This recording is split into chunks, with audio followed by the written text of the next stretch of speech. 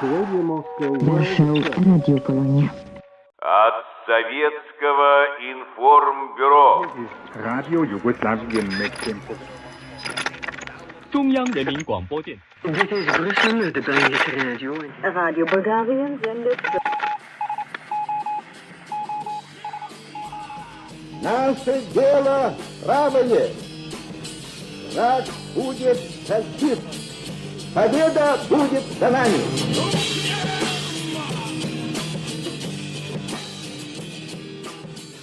Игорь Иванович, последние события на Северном Кавказе вызывают стойкое ощущение, что ситуация практически абсолютно напоминает то, что происходило на излете Советского Союза, когда образовался такой удивительный межнациональный конфликт в Карабахе, когда две республики одной страны воевали за территорию.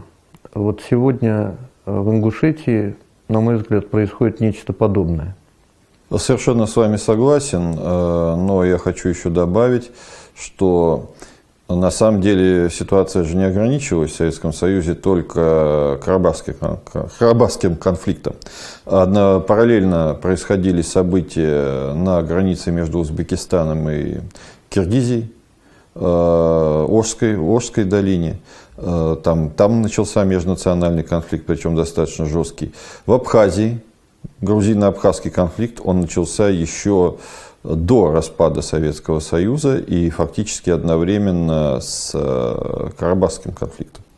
То есть, воспользовавшись ослаблением центральной власти, ее кризисным состоянием, почувствовавшие свою силу местные криминальные элиты, и не только криминальные, начали активно стравливать народы и готовиться к будущему постимперскому состоянию, к будущей независимости, дополнительно раскачивая ситуацию и в целом по Советскому Союзу.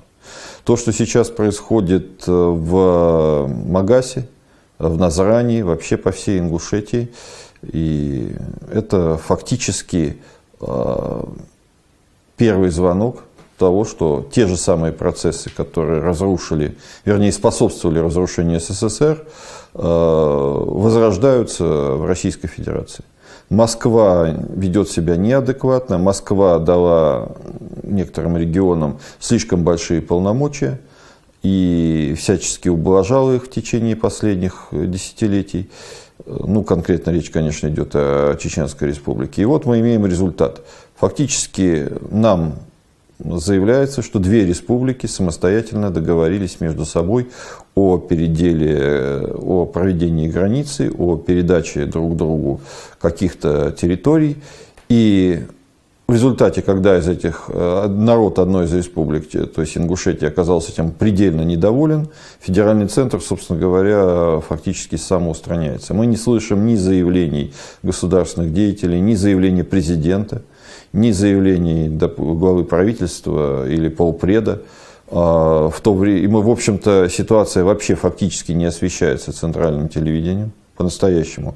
А речь идет о конфликте, который висит на волоске от вооруженного столкновения. Стрельба уже идет пока в воздух.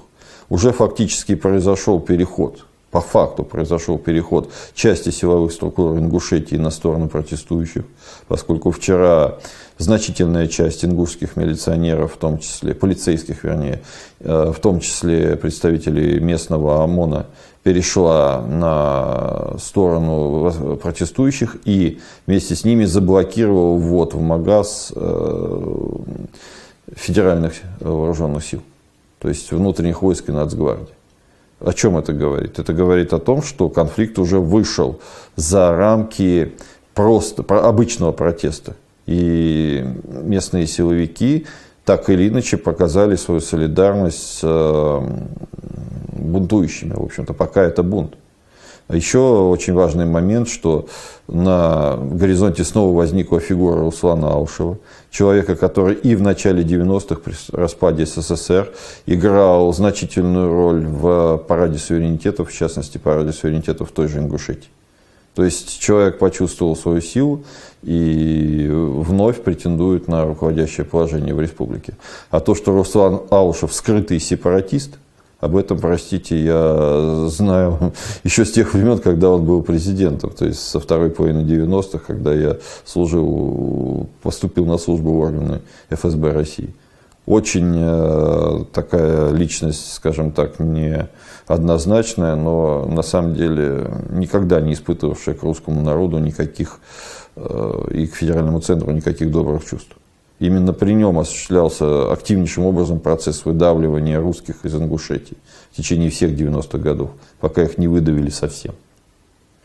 Поэтому, еще раз повторяю, полностью с вами солидарен. Это симптом той же самой болезни, которая разрушила Советский Союз. Москва ведет себя совершенно неадекватно. Вы обратили внимание, что вот сегодня все новостные агентства, Яндекс, там, и в интернете, и по телевизору, везде со всякого утюга, как принято говорить, рассказывается, что, оказывается, наш любимый президент Владимир Владимирович следил за боем Хабиба Нурмагомедова с ирландским бойцом, я даже фамилию не помню, Конором, по-моему, и поздравил его с победой, посочувствовал ему после драки, которую устроил Хабиб с болельщиками, там, с членами команды соперника. То есть Песков прокомментировал, что Владимир Владимирович как минимум смотрел часть боя, то есть болел за нашего, болел за гражданина Российской Федерации. То есть на это у президента время находится. А вот в ситуации, когда на территории Российской Федерации фактически реанимировался достаточно давний осетино-ингушский конфликт, который на самом деле тлеет тоже с 90-х годов, на это у Владимира Владимировича времени не нашлось. Вот интересно было бы узнать, а за кого вообще наш президент болеет в данной ситуации. Конечно, если оценивать историю конфликта, ясно, что человек сугубо имперский, если можно так выразиться, человек, который действительно служил в спецназе, воевал в спецназе, был в чеченском плену в свое время. Он свою звезду Героя России, в отличие от многих, получил очень заслуженно. Не говоря уже о том, что чудом выжил в результате теракта, который был против него проведен. Но этот человек вряд ли согласился бы на передачу части территории, где проживают ингуши, часть территории Сунжского района, в обмен на фактически полупустыню в другом районе, где никакого населения просто нет как такового, без давления со стороны федерального центра. Ни за что не поверю, что этот человек согласился бы на такой ход, который резко непопулярный в республике, если бы ему не посоветовали это сделать из Кремля. Естественно, сейчас Кремль фактически, вот мы можем это видеть по многим моментам, фактически облизывает Рамзана Ахматовича Кадырова со всех сторон. Причем, я подчеркиваю, Кадыров ведет себя очень логично. С точки зрения чеченского националиста он ведет себя просто идеально. И претензий к нему в этом отношении быть не может. Он образцовый чеченец. Вопрос в другом, что этому образцовому чеченцу недавно отдали Чечен-нефть. Достаточно прибыльный актив. Его просто передали из Роснефти в собственность Чеченской Республики по просьбе Кадырова. Минтранс России уже одобрил инициативу Кадырова о вложении части высвободившихся в результате повышения НДС и пенсионной реформы средств на строительство высокоскоростной магистрали Грозный-Краснодар. Если это будет реализовано, в чем я, кстати, сильно сомневаюсь, то это будет гигантское вложение, гигантские деньги. И теперь ему параллельно очередью буквально в кратчайшие сроки, без какого-либо референдума в той же самой Ингушетии, вообще без освещения СМИ передают часть территории. То есть происходит размен территории, но фактически ему отдают часть территории. И ясно, что Рамзан Кадыров является одной из фигур, которая постоянно, непрерывно заявляет о поддержке Путина. И которая обладает собственной мощной вооруженной силой, более 20 тысяч человек. Там 26-28 тысяч штыков у него в подчинении, которые подчиняются только ему. И всем известно, что на территории Чеченской Республики в первую очередь действуют чеченские законы, в том числе законы шариата. Они там реально действуют. В то время как российские законы действуют только в той части, которая не противоречит местным шариату и местным законам. Но по факту ясно, что в случае прямого столкновения, а сейчас ситуация на грани прямого столкновения ингушей либо с чеченцами, либо с федеральными силами. Если прольется кровь, то ситуация покатится вообще по неуправляемому сценарию. Наверное, поэтому президент и отмалчивается, поскольку он не знает, что делать. Я считаю, что Кремлю и конкретно Путину катастрофически невыгодно сейчас, чтобы возник жесткий межнациональный конфликт на Северном Кавказе. На фоне полного провала во внешней политике, дикого провала на Украине во всех отношениях, на фоне предстоящего буквально на днях раскола Русской Православной Церкви, предоставления украинским раскольникам автокефалии. То есть на этом фоне еще и получить обвал той ситуации на Северном Кавказе, на которую он в свое время обрел сверхпопулярность, то, что навел там порядок и тишину. Ну, порядок сложно сказать, но тишину, по крайней мере. Вот на этом, конечно, ему это крайне, катастрофически невыгодно. Но, в свою очередь, это, конечно же, выгодно тем, кто сейчас раскачивает ситуацию. А я уверен, что ситуацию раскачивают люди из ближайшего окружения президента, из нашего чиновного олигархата, которые просто разжигают, ну, точно так же, как разжигала на самом деле межнациональную рознь, разжигали в первую очередь представители высшей номенклатуры ЦК КПСС в конце 80-х. Шеварнадзе, всякие там Алиевы и все прочие. Они сознательно разжигали межнациональную рознь, заранее готовя себе незалежные, как говорится, президентские кресла. То же самое происходит и сейчас. Здесь нельзя сказать, что здесь глупость или измена, здесь и то, и другое.